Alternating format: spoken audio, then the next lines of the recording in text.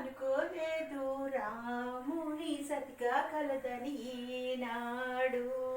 రాముడు అనుకోలేదు జానకి పతి కాగలనని ఆనాడు. ఈనాడు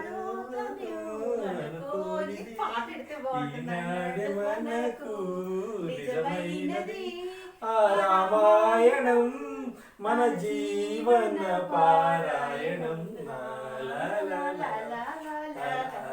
వెళ్ళిపోండి బయటికి వెళ్ళిపోండి బయటికి. అబ్బా భలే ఉందిలే మ్యాచ్ రాజు. సిక్స్ కొట్టు సిక్స్ కొట్టు కొట్టు సిక్స్ సిక్స్. ఏమండి ఏం చేస్తున్నారు? కార్తీక్ దీపం సీరియల్ పెట్టండి. ఒక్క 10 నిమిషాలు క్రికెట్ మ్యాచ్ అయిపోతుంది ప్లీజ్ ప్లీజ్. అదేం కుదరదు.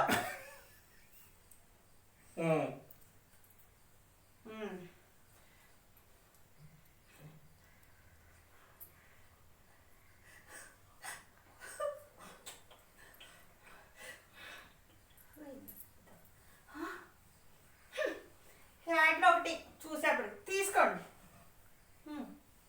యాడ్స్ మాకున్నో సీరియల్స్ ఈవిడికి పోలే మన క్రికెట్ మ్యాచ్ చేసుకుందాం.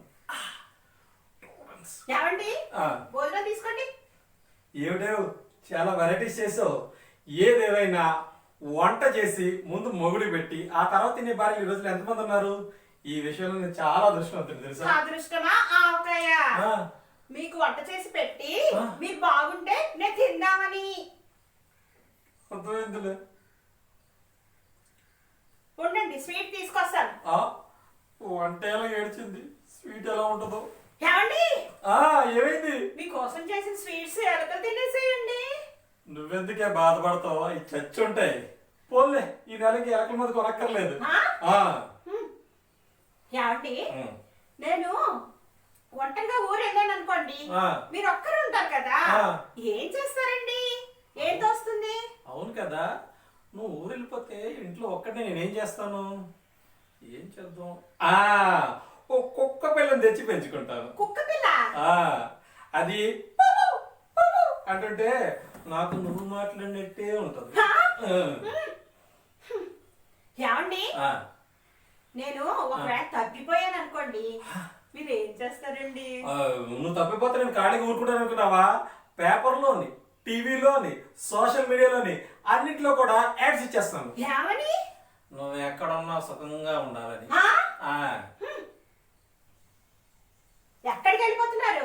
ఎక్కడికి వెళ్ళిపోవడం ఏంటి, పక్కింటి ఆవిడ ఉంది కదా, ఆవిడ తోడు కోరింది అందుకనే పెడుతున్నాను. ఆవిడ అడిగింది మీ తోడు కాదు, పాలల్లోకి తోడు.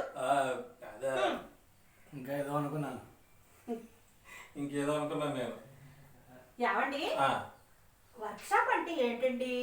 వర్క్ షాప్ అంటే ఏంటా? నీకు అర్థమయ్యేటట్టు ఎలా చెప్పాలి? పెళ్ళి అనేది ఒక వర్క్ షాప్ అనుకో. మొగుడు వర్క్ చేస్తాడు, భార్య షాపింగ్ చేస్తుంది.